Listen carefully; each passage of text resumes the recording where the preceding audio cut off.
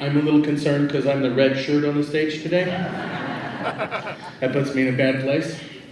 Well, welcome. Did you wear that shirt just so you could make that joke? No, actually I didn't. I actually wore this shirt because it was the clean one. My crew normally wears Hawaiian shirts, and I forgot my Hawaiian shirt for today, so I had to find the better shirt. So it turned out to be the, as my wife calls it, the burgundy shirt. But yes. Well, welcome, sir. Thank you for being with us here today. Pleasure. Excellent. Before we go into a journey where we go beyond sight and sound, or where we travel beyond. Different show. Yes. I'm curious how you stumbled into this life. So as a person, I know you have a BA, you went to college, you have a worldly experience, but how did you get into this dream, so to speak?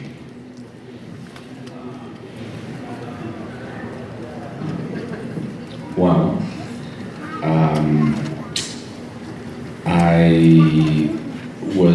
we have this thing in Tennessee that we do in the summer. Some states do it, called Governor School. And it's when high achieving students want to basically go to college for the summer. And I went to our School for Tennessee Studies this summer after my sophomore year in high school. And one of the things that they took us to do on the weekend was we went to a famous regional theater called the Barter Theater, just over the state line in Virginia. And it was my first time seeing a play. And I thought it was going to bore me to tears. And it was called The Voice of the Prairie. And it was the most beautiful thing that I'd ever seen people do together. And then a lot of my friends in high school had started getting into theater, and I talked to my wrestling coach and said, hey, this is something I think I want to get into and focus on. And he allowed me to split my time between practice and rehearsal. And then I decided to study it, and I went to a very good liberal arts college, Sewanee, Tennessee, and I majored in theater in a small but very good program that Tennessee Williams left his entire estate to. And they sent me to study in New York for a semester, which kind of opened up that scary city to a young man. And then I applied to graduate school, and I got into Columbia, and I studied the classics for 3 years. And then I was fortunate enough, some agents at William Morris happened to be the audience for something and signed me when I was still in school. And then I just started working. And I still feel like nobody really has asked me if I want to do this. Do you want to do this? Yeah, I think so. I think, I don't know why I'm like this, but storytelling is very important to me. And I think it's important to us. I think there's something intrinsic in human nature. There's something of, we're social animals. Yes. And there's been a lot of talk about, the death of movies or the death of movie theaters. And I actually don't think that's ever going to happen, because I think that there's something in our makeup that will always want to gather around the fire together. Yes. And hear a story told. Absolutely. And it's intrinsic in our nature as communities to build communities and tell our stories, and then also project our future into ourselves and say, where are we going with this? And we imagine new things, and that's what this con is about, is both innovation and culture coming together. As you went through, because a start in theater is not always a start in cinema, and theater can be very up close and can be very raw, because you're in the room with the people in the moment. Was there a particular production or play that really sort of catapulted you even further on that road? The first play I did, I was like the guard in 12 Angry Men. Right? But that first performance, when I walked out on the stage, and I felt that connection with the audience, it was that prototypical lightning strike of love at first sight. And I remember it like it literally was like yesterday. And there was just no going back from there. I mean, there are a lot of high points along the way. Oh, yeah. You know, doing my first New York play, having my life threatened. You had your life threatened? Yeah, my first show was Corpus Christi by Terrence McNally. And, we ended up having to do the show with metal detectors and bomb-sniffing dogs. And, Yeah. And, you know, obviously, my first movie, Tully, is still one of my favorites. It's been a great, and obviously, you know, Hell on Wheels was a chapter of my life. Oh, and there are many Hell on Wheels fans here, trust me. I know, that's been interesting at these cons. I've seen several people dressed as you, so. Yeah. Is there a role that, a more classic role, not necessarily an invented role, but is there a role that you would love to step in the shoes for and put your own stitch on? Oh, there's many. I mean, I really think it's time to play Astroff and Uncle Vanya. I was going to do that, and it fell apart. I'd love to do Night of the Iguana. Ooh. And there's an obscure Jacobean play called The Changeling by Thomas Middleton that I'd really like to play to Flores. Yeah, there's a lot. I kind of went through my Hamlet phase and not interested in that anymore. You're over Shakespeare. I did I did get to do my dream role in Chekhov. I played Soleone and the Three Sisters. Great cast. Peter Sarsgaard played was it Vershinin? Yeah. Maggie Gyllenhaal played Masha. Who else was in that show? Marin Ireland played Chekhov that's off the Josh chart. Hamilton was playing Andre. Yeah, it was a really good cast. Excellent. So, as your journeys continue, you've done film, you've done TV, and now you're stepping into the shoes of a character who has some establishment in a world that is massive, it is broad beyond measure. To boldly go where no one has gone before is a small statement when we talk about how the Star Trek universe has influenced both culture and science. And we've had panelists here who've been on many sides of the Star Trek curtain, from scientists who have influenced the art to people who have been in the art and influenced the science. And you're stepping into a role that I personally have always loved it, and when several actors have portrayed it, it's always been nice to see, but I'm looking forward to you putting on that particular uniform for us. So how did you get on this particular track? How did you start your bold journey, I should say? Well, the creators had been talking to me the year previous about Lorca, and they very wisely hired Jason Isaacs. And I'm glad they hired Jason Isaacs, because they came back to me the next year and said, hey, we got this new captain named Captain Parker. Would you mind putting yourself on tape? And I was like, yeah, of course. You know, but in my mind I was thinking, it's a boring name for a captain, but okay. And they called me the next day. Peter Parker. Yeah, they called me the next day and said, okay, you got it, and it's actually Captain Pike. And I thought I have chills. Right now I have chills. You know, because I've been a Trekkie for a very long time, so that blew my mind. And then walking on the set for the first time, sitting in the chair for the first time. Literally, the job has remained surreal to me for the longest. I mean, I did a movie with Robert De Niro. Yeah. I just did a movie with Anthony Hopkins. There was nothing more surreal than finding yourself on the bridge of the Starship Enterprise.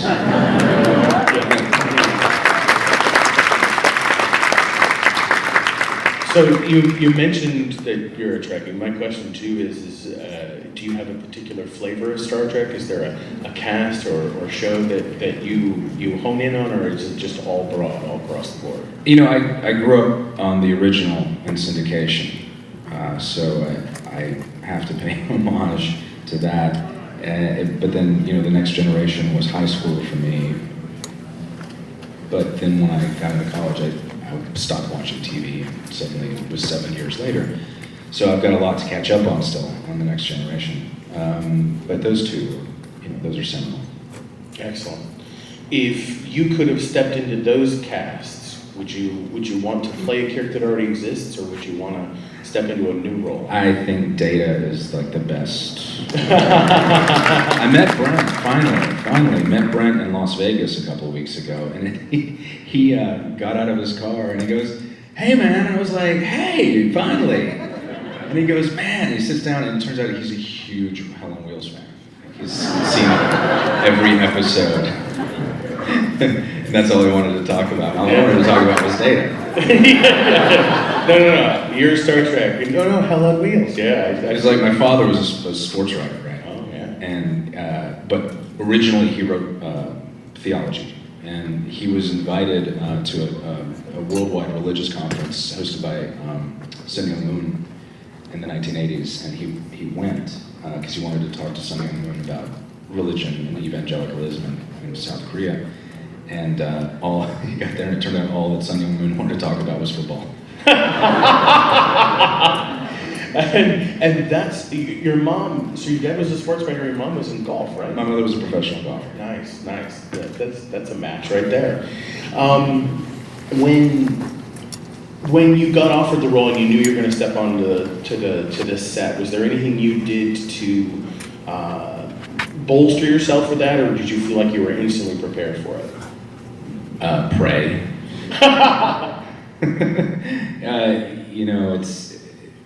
There wasn't a lot to go on with Pike. So you try to take your writer's cues. Siniqua helped me a lot. Because, great leader. And there's one moment where she was kind of, without being so harsh about it, she's like, you're being Bohannon right now. I was like, okay. I need to soften that up. But really just trying to listen to the rest of the cast and the writers and the directors and hope for the best. Indeed. So you were in Hell on Wheels. You've done your film work, you've done TV work. You're have a Marvel experience now. And you also do a podcast as well. It's called The Well. And how did that journey start for you? The Well came out of an idea that I'd had many years ago that I wanted to do. I didn't even know what medium, but I wanted to do something that was an interview-based program that instead of asking everybody about the thing we already knew them for, yes, I wanted to ask people about the thing that we didn't know that they do. Yeah. Right? For instance, we have an episode I just published recently with talking about Alice Cooper about golf, and he almost went professional. Right? And we have an interview with Ewan O'Brien from Game of Thrones and The Inhumans, who turns out is a tremendous songwriter. But then we also wanted to branch out to people that aren't necessarily household names, but are doing incredible things with creative thinking and high-level problem solving. So actually, I went to the National Science Center in Ottawa, Canada, to meet the team that created the Kibble Balance that helped provide the natural constant for the kilogram, which is the last natural constant conversion in the hardest. Like this machine they built had to do like 12 measurements at the same time, including the gravitational field in the room. Like it's an insane machine that they built. We have interview with our first episode is with a maritime historian that uncovered a very famous shipwreck. So we try to come at creativity from every different angle, and it's a lot of fun. It's my creative well outside of acting. When I finish a job, I don't have to ask what I'm going to do next. I just have stuff to edit. So, and I brought cards. If anybody didn't get one at the table, and you want to get one after the panel, I'll just leave them here, and you can grab one. Oh yeah. Thank you. And it's called The Well. The Well. Okay. Yeah, and it's on every major platform: Apple Podcasts, Stitcher, Spotify. And you say we. Who's your collaborator? Brandon Edgens, who I met when I was 18 years old at a cast party for the Trojan women, and is still my best friend. And it's our thing that we do together and have complete control over. And he's also the smartest person. Well, usually I find any success I have with a partner is because they're the smartest person and I'm not. So with this well that you've created, has there been any particular story that you stumbled on because of it that was surprising? Like, did you go in assuming, like you said, you're looking for the story untold, the question unanswered? Was there anyone in particular that you were like, wow? Well, a couple of things. Coach June Jones, who took in 1998, the Hawaii Warriors were ranked 112th out of 112 teams in the NCAA. The next year, Coach June Jones left the Chargers, head coaching position of the Chargers, in a winning season, turned down the next contract to go take a third of the pay, and took the same roster of players, actually cut the two top-ranked players because they were jerks, and won the Western Conference. And it's about how did he take a culture of losing and turning it into a culture of winning. And he just simply started doing the opposite of what every coach does. There were days they wouldn't have practice. They would just sit in a circle and talk. The players came to him with the idea of introducing the Haka chant before the games. He said yes. He hired a linguist at the university to create. They were using their fight song was the Hawaii Five-0 theme song, right? And he said no. So he hired the university linguist to come up with a Polynesian fight song. Found out that the #1 selling color of jerseys is black, and changed the jerseys to black because he wanted more jerseys on the street. He got the rainbow off of the helmet. And then he started making promotional videos for their commercials, and he was just like, give me all the video of all the hardest hits. And just stuff like that, you know, and claiming that his secret is love. And then there's also Ward Fleming, do you know the pin screen? You know that thing? That novelty toy, you put your hand in it and it makes a perfect impression with all these pins? Ward Fleming invented that. And the newest stuff he's working with ball bearings on a gravitational, or a vibrating surface. And it is the only physical representation of BZ motion that has been discovered. Wow. And BZ motion is the motion of liquid crystals at the, maybe plasma crystals that you can only find at the hearts of giant planets, say Jupiter. Didn't expect that. You know, you run into crazy stuff all the time. So you've got the well to go back to when you need to fill back up. Yeah. You do your con life, you do your theater and film. Are there other pursuits or avenues that you're starting to take on? I know you got married last year, and I'm sure that's a whole nother journey in of itself. But has there been other pursuits that are now on the horizon that you're looking forward to? Yeah, we just bought my first house, and I was a stage carpenter when I was in college, and never thought I would want to utilize those skills again. But as soon as we bought the house, there was this thing that happened. Like, we were looking for. I had a very specific idea of the bed frame that I wanted, and the only one that I found that was remotely close was like $9,000. I was like, paying $9,000 for a bed frame? I can make that. And it was like, a couple weeks later, I realized I was sketching out my wood shop. And I stopped and I was like, what? Why am I doing that?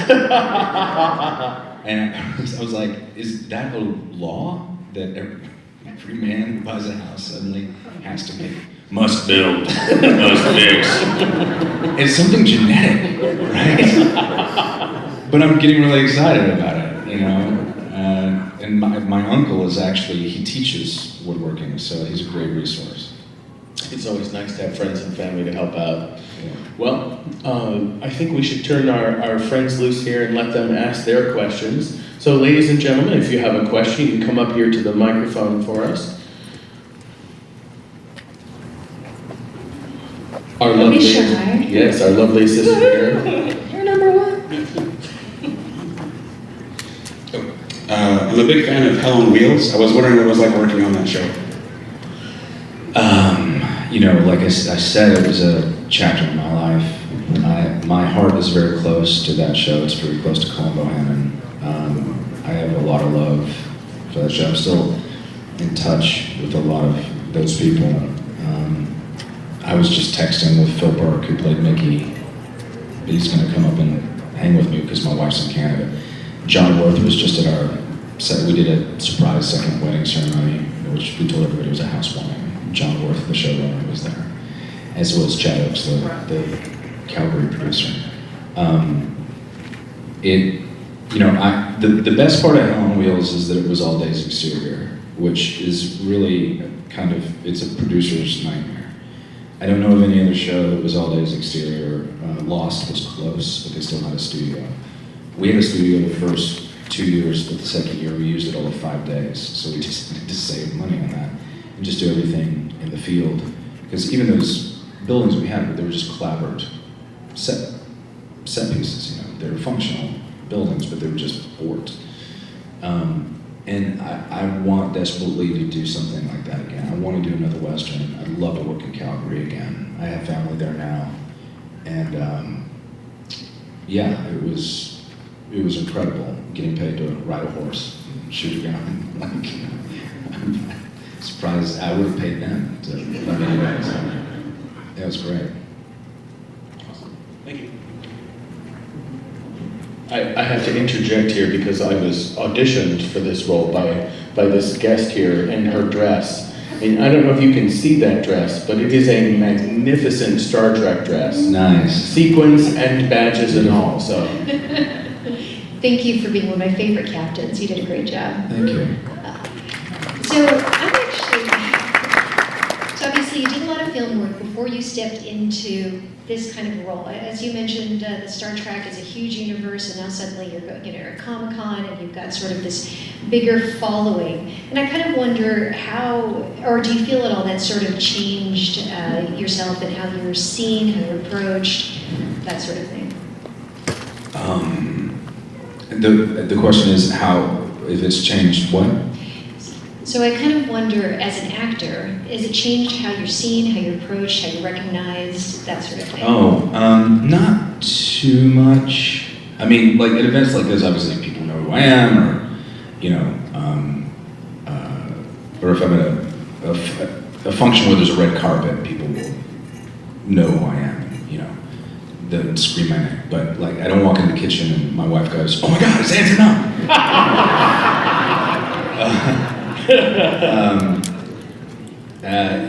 You know, when I was doing Hell on Wheels and living in New York, I was incognito because I shaved. And it wasn't until I started getting ready to go back for another season, and I had about 3 weeks of growth, that's when I started getting approached on the subway. So I had the best of all possible worlds until Trek, and now but I live in rural Connecticut where not a lot of people subscribe to CBS All Access. So I'm there too. And how has your wife taken on all this? Has she noticed the changes at all?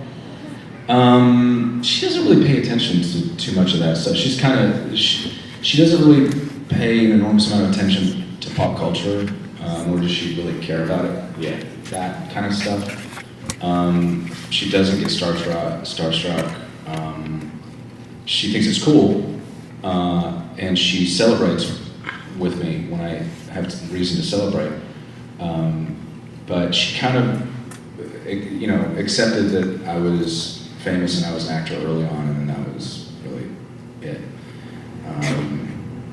Yeah. It sounds like she's a grounding force. But, you know, there was a learning curve, I think, for her when it came to social media, trolls, and a couple of stalker situations. But she's cool with all of it. Excellent. Hi, Anson. Hey. It's an honor to meet you. How's it going, Aaron, right? Yep, that's right. I forgot to tell you that you're the first Marvel Cinematic Universe character I've met. All right. And speaking of Marvel, I wanted to know if you could choose between Avengers and Guardians of the Galaxy, which team would you want to be on and why? I was asked a similar question at a Comic-Con, I think in Calgary, and I had to say I haven't seen it. I haven't seen it? Yeah, right. But they sounded like they were about to go get pitchforks. I've been just too busy to keep up, and I've been all over the place. But I do intend to watch it. I've heard great things. Sorry, do you have another question? No, I was going to say, don't worry, I'm not one of those pitchforks or Keybladers after you. I'm just curious. Thank you. Hi, Anson. So I had a question about the season 2 finale of Discovery. Okay. So the transporters were working, right, at the end of that final battle with Control? we know they were because you were able to get Spock out of the shuttle. So Right. is there a reason why we didn't use those to save Admiral Cornwell? I mean, couldn't she have just flipped the lever and then gotten beamed out? I mean, why'd she have to die? See, when I ask that question, or a similar question, the usual response that I get from the higher-ups are, let's not worry about that. It's a TV show. I appreciate it, because I often ask questions like that, but it's a TV show.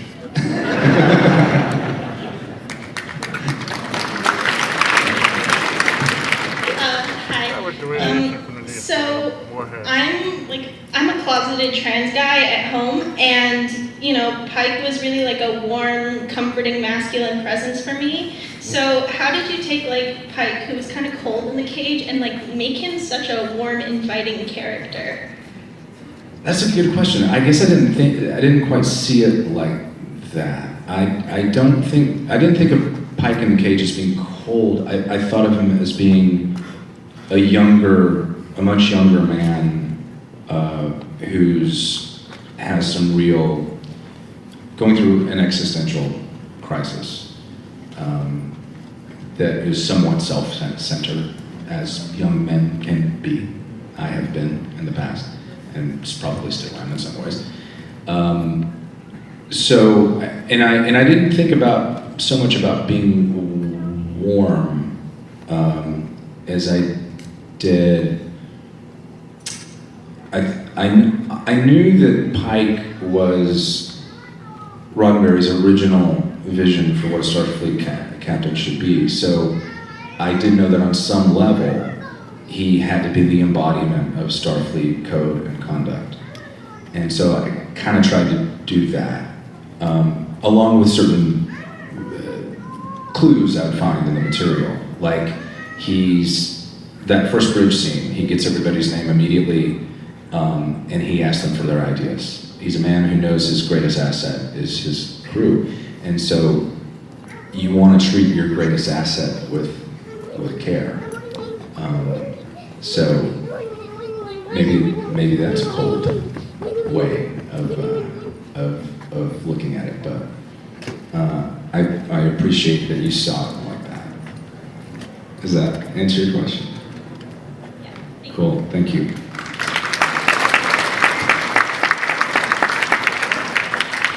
Hi, I really enjoyed your work on Inhumans. That was great.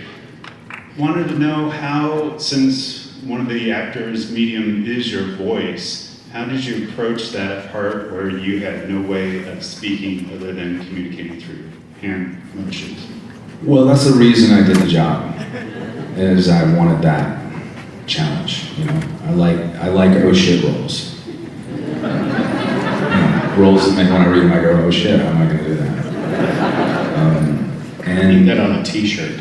Yeah, because also I realized immediately, I was like, okay, he wouldn't know ASL because he's not from Earth. So I'm going to have to create my own sign system. And that's just one of those nerdy things that I really love to geek out on. So that part of it was a joy. Now, getting yourself from the brain-mouth connection to the brain-hand connection is another matter entirely. Now, if you watch these lovely ladies who are doing a great job, by the way.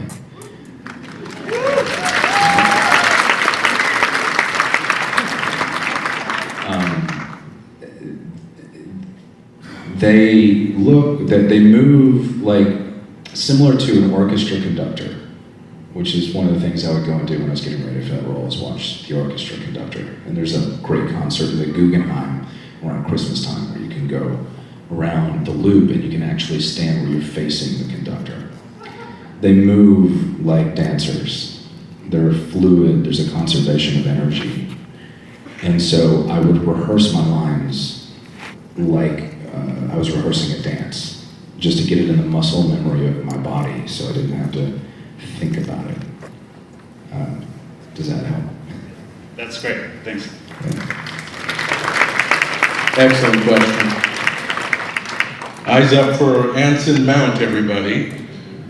I, first of all, want to thank you for your excellent portrayal of Captain Pike, and I wanted to ask you, I know you get this all the time in all the different conventions you go to, people asking you about the possibility of a Pike TV series. Never gotten that question. But seeing how the next Star Trek movie has been sidelined, have you been approached to star in an upcoming Star Trek movie, perhaps involving Pike? No. And if I were, I would not be able to divulge that information. No, they're not. No, they're not going to. Look, this is a numbers game, all right? And these decisions are made by people with MBAs, not MFAs. And so they're not gonna put me in a movie as a lead and put it on 4,000 screens. They're not gonna do it. It's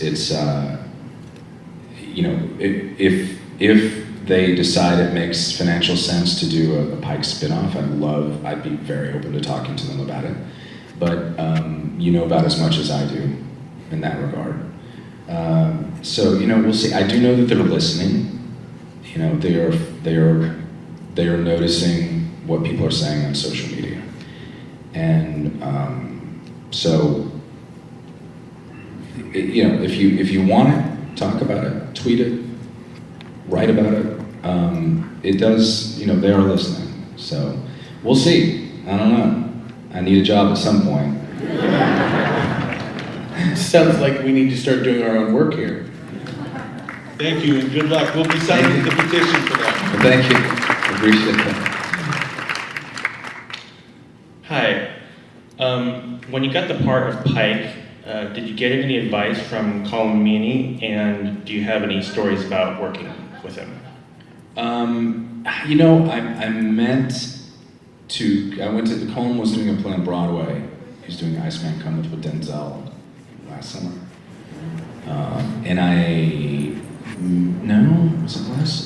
It was in the middle of my hiatus from the season. And I had meant to talk to him about Star Trek, but it was his birthday, it turns out, and he took me out and got me ridiculously drunk. So I think that's a story in and of itself. yeah, and we chatted about it every now and then, because on Hell on Wheels, our DP Marvin Rush was camera op on Next Generation, and then DP and sometimes director on Deep Space Nine. So they occasionally it came up, but I never thought that I would end up in Star Trek. So, you know, it was never a cause for a conversation, other than my own fandom. And now I've done it and I'm doing these conventions and I still haven't fucking run into Colin Meaney. I've seen everybody else, but he and I keep missing each other like a day. But yeah, I'd love to because he's a great guy. Thank you. Hello. Hi. Thank you so much for your portrayal of Pike. It's amazing. Thank you. Besides Captain Pike, who's your favorite captain and why? Wow, I get that question a lot. And I grew up with Kirk, so that's an easy answer, but I love watching Picard. And I'm kind of like, it's like asking me, between those two guys, it's like, it's like asking me, would you rather have balls or brains? And I'm like, why not both?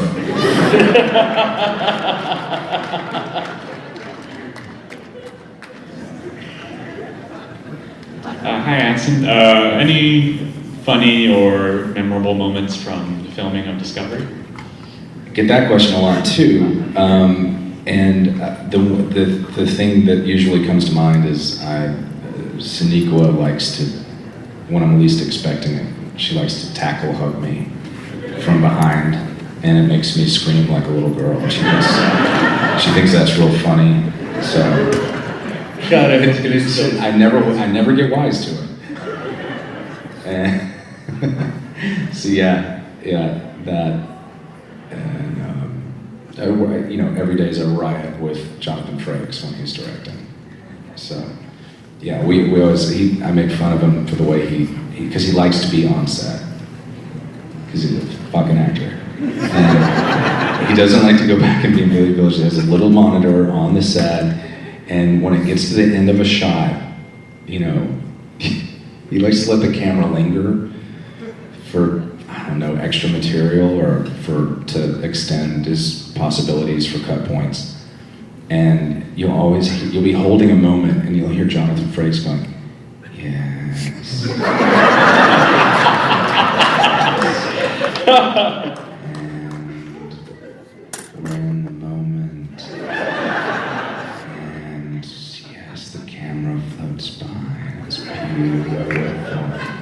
And the whole time you're, and then he'll shout, "Capri!" excellent. Alrighty. So we're at Silicon Valley Comic-Con today, and this particular convention is unique in that it tries to marry not only pop culture, cinema, but also technology and innovation. Is there an innovation, something coming, or something that you've seen, or something that you've dreamt of as a young Star Trek fan that's on the horizon that you're not only intrigued about but excited about and hoping becomes more fruition? Well, I like to read physics, and that doesn't mean I read equations. Okay, I like to read books by physicists that are written for the layman. And I was just talking to Spiros Michailkis. Yeah, Spiro, you're here? Yeah. Spiro, you're here? Over here. Woo! Okay, did I get your name wrong? Yeah. Sorry. Michailkis. Close. Okay, all right. Sorry, but we're just talking, and there's this book I love by a physicist named Max Tegmark who makes an argument for a model of the universe, and it was a very controversial idea that we've said for hundreds of years. We've said, wow, physics, the universe mathematics seems to predict physics. It seems to predict the way the world works. And he's the first guy who said, well, what if we turn that idea on its head? What if the universe is a mathematical construct? And Spiros was talking about this and a couple of other crazy ideas, and it was like, that's crazy, the other idea is crazy.